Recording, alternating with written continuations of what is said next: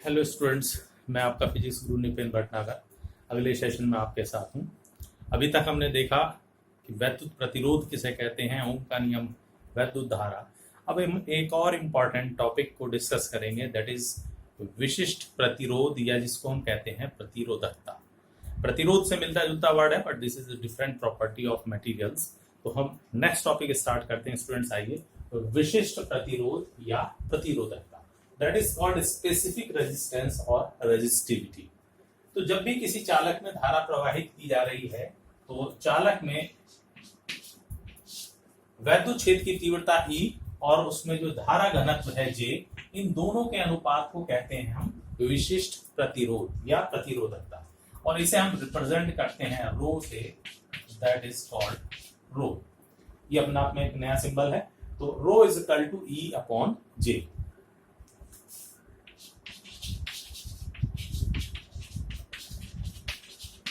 किसी चालक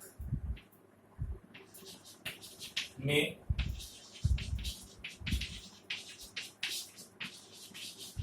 धारा प्रवाहित होने पर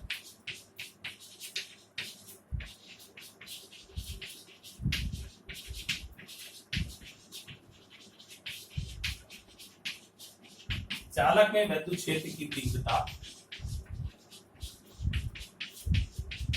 E तथा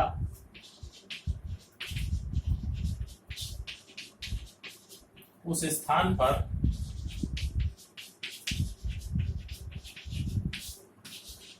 धारा घनत्व J के अनुपात को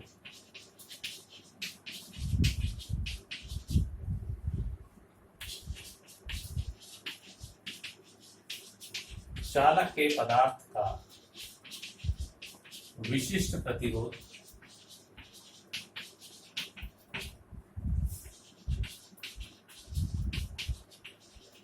अथवा प्रतिरोधकता कहते हैं।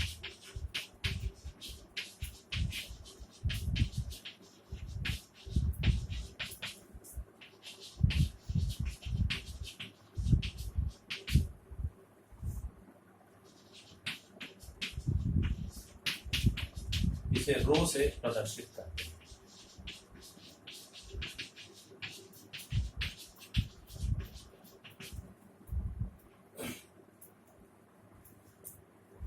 तो रो इज इक्वल टू हुआ है E अपॉन J। अगर हमने कोई चालक लिया है जिसके सिरों पर V विभवांतर लगाया गया है, तब क्या कंडीशन होगी?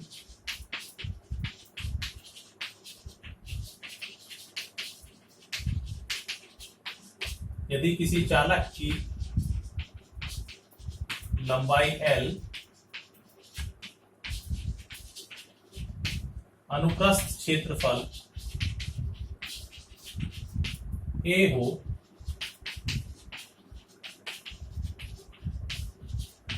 तथा उसके सिरों पर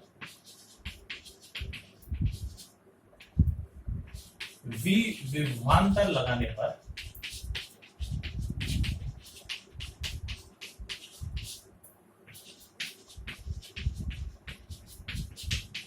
उसमें प्रवाहित धारा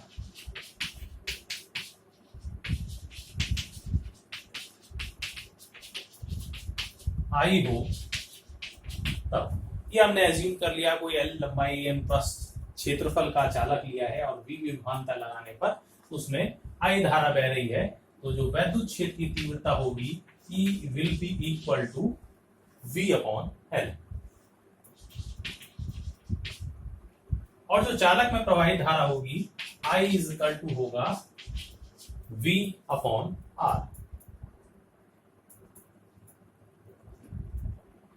ठीक है, बल्कि हमें चाहिए J चाहिए, तो J की वैल्यू ले लेते हैं तथा J इज इक्वल टू होगा I अपॉन A, धारा घटक। ये वैल्यू यहां सब्स्टिट्यूट कर दी जाए तो देयरफॉर रो यानी विशिष्ट प्रतिरोध या प्रतिरोधकता E की वैल्यू V अपॉन A और J की value I and upon A।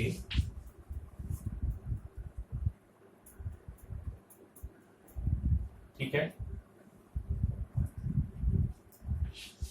I is equal to V upon L और J is equal to I upon A।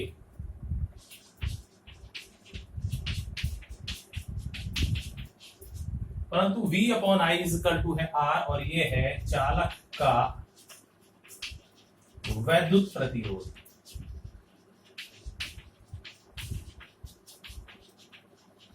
ये वैल्यू यहां सब्स्टिट्यूट कर दी जाए तो therefore rho is equal to R A upon L।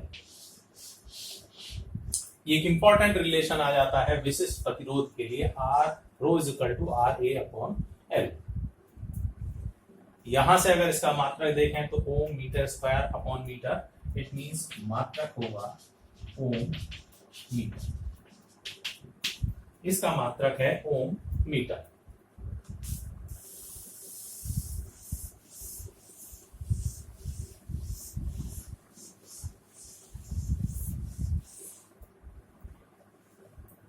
तो ये है विशिष्ट प्रतिरोध rho is equal to R A upon L।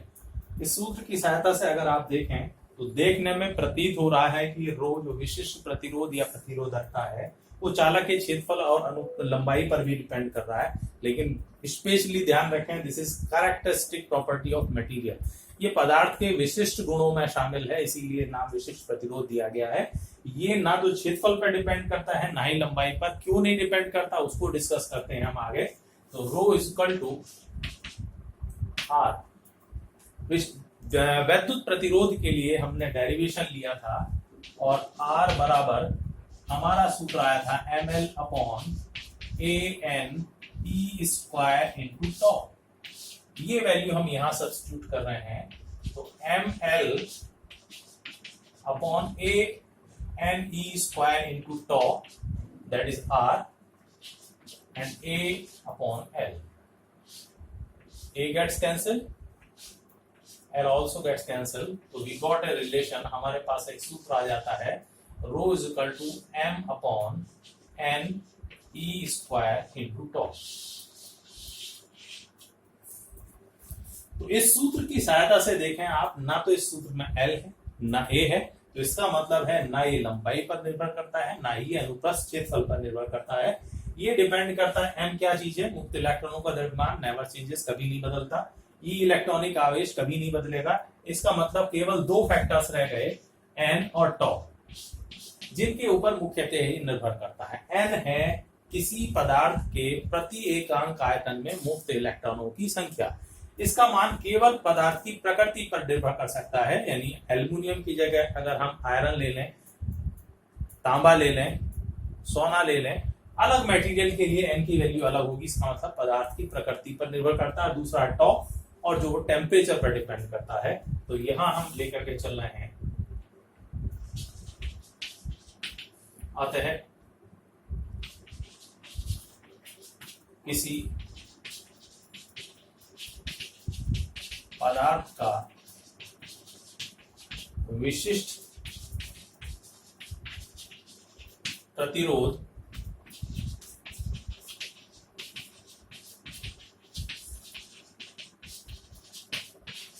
चालक की लंबाई L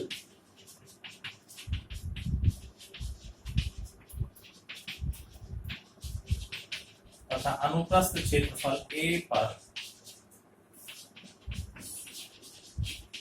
निर्भर नहीं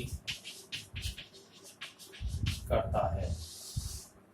निर्भर नहीं करता है, बिल्कुल भी डिपेंड नहीं करता लंबाई और क्षेत्रफल पर। किन फैक्टर्स पर डिपेंड करता है हमको लेकर के चलें।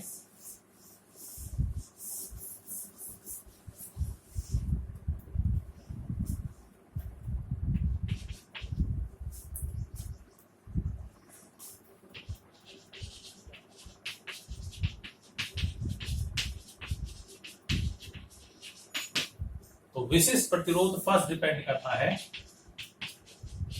पदार्थ की प्रकृति पर। It is characteristic property of material. अलग अलग मटेरियल के लिए, अलग अलग पदार्थों के लिए विशिष्ट प्रतिरोध का मान अलग अलग होता है। तो पहला है विशिष्ट प्रतिरोध पदार्थ की प्रकृति पर निर्भर करता है।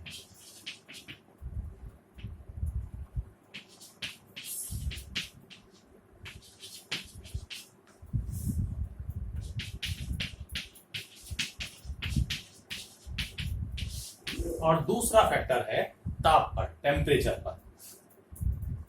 ताप बढ़ाने पर क्योंकि टॉर्क चेंज होता है, इसीलिए टेम्परेचर पर डिपेंड करता है। तो ये रिलेशन हम लेके ही चले हैं। तो यहां से आ जाता है रो इज इनवर्सली प्रोपोर्शनल टू टॉ।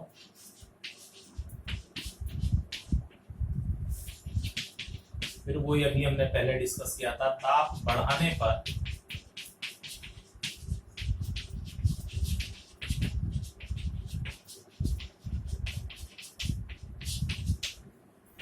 मुक्त इलेक्ट्रॉनों की औसत गतिज ऊर्जा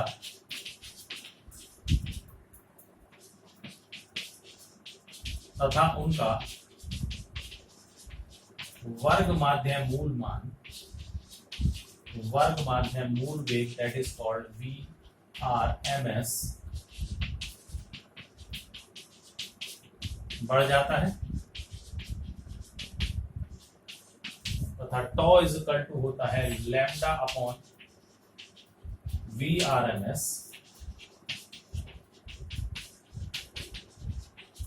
घट जाता है।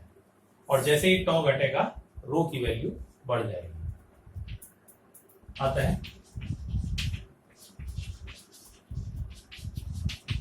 विशिष्ट प्रतिरोध रो बढ़ जाएगा। ये मेनली चालकों की हम बात कर रहे हैं अभी तक। तो टेम्परेचर बढ़ाने पर विशिष्ट प्रतिरोध बढ़ जाता है। ठीक है, अब इसका हम और पदार्थों पर क्या प्रभाव पड़ता है उनके लिए भी डिस्कस कर लेते हैं। अक्सर पूछा जाता है। तो ये तो हुआ चालकों के लिए। तो यहां अगर हम देखें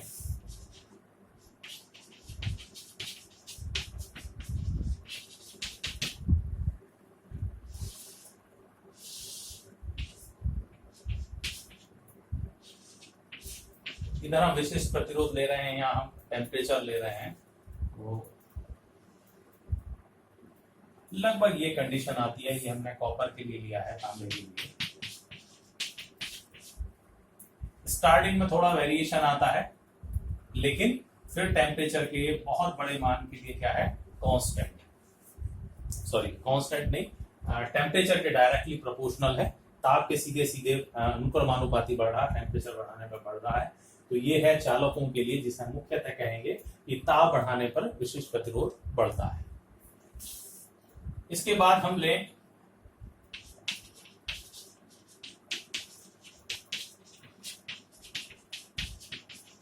मिश्र धातुओं के लिए। तो अलाइज हैं, सच एज मैग्नीन है, कॉन्स्टेंटन है, नाइक्रोम है, इस तरह की जो मिश्र धातुएं हैं, तो जिन जिन धातुओं से वो मिलकर के बनी हुई हैं, उन अलग अलग धातुओं की तुलना में मिश्र धातुओं का विशिष्ट प्रतिरोध बहुत अधिक होता है। लेकिन ताप बढ़ाने पर उनका मान लगभग नहीं बढ़ता, या कहें बहुत कम बढ़ता है। तो इसको हम लगभग कांस्टेंट कह सकते हैं, या बहुत कम बढ़ता है। और इसी का कारण है जितने भी स्टैंडर्ड रेजिस्टेंसेज हैं, जितने भी प्रमाणिक हमारे प्रतिरोध हैं, वो हम मिश्र धातुओं के बनाते हैं। तो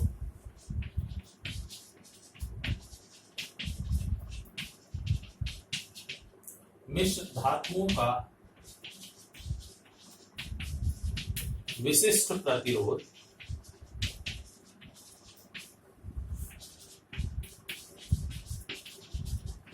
उनकी मूल धातुओं की तुलना में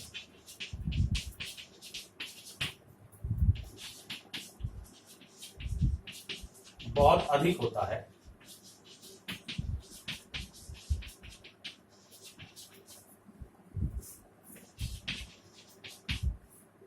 तथा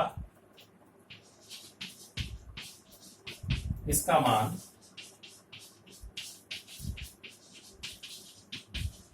ताप बढ़ाने पर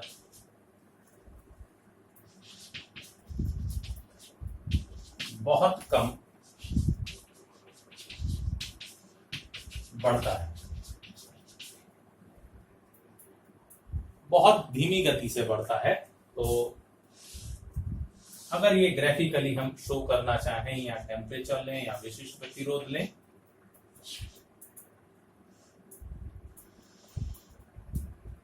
यानी जिस कंडीशन में आप देख रहे हैं कि बहुत वैल्यूज इनकी हाई है और टेम्परेचर के साथ साथ बहुत धीरे परिवर्तित हो रही है, यहाँ काफी शार्प ग्राफ देख रहे होंगे, उसकी तुलना में यहाँ बहुत धीमी गति से बढ़ता है। और इसी कारण से जितने भी हमारे विशिष्ट प्रमाणित प्रतिरोध हैं वो हम मिश्र धातुओं के बनाते हैं।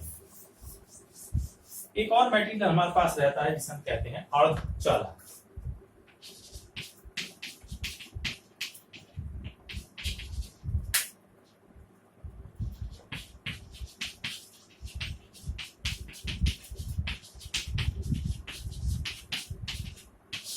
तो धातुओं का भी विशिष्ट प्रतिरोध बढ़ रहा है ताप बढ़ाने पर काफी तेजी से।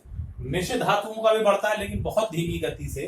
अर्धचालकों का अगर हम विशिष्ट प्रतिरोध की बात करें तो इनका विशिष्ट प्रतिरोध ताप बढ़ाने पर घटता है। अर्धचालकों के अंदर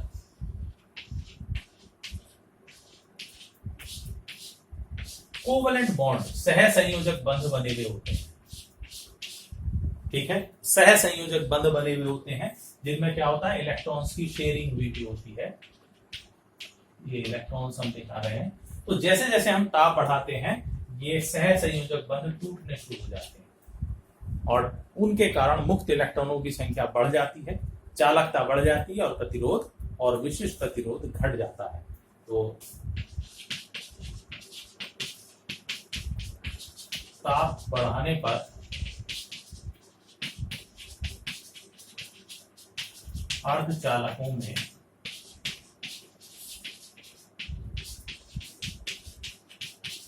सहसंयोजक बंध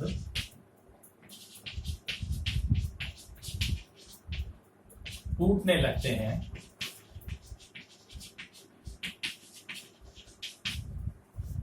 तथा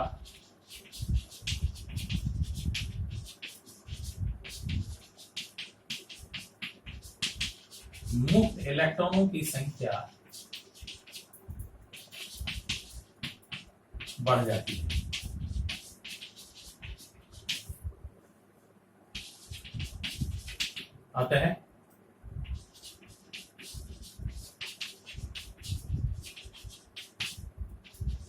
अतः उनकी चालकता बढ़ जाती है तथा वैद्युत प्रतिरोध घट जाता है।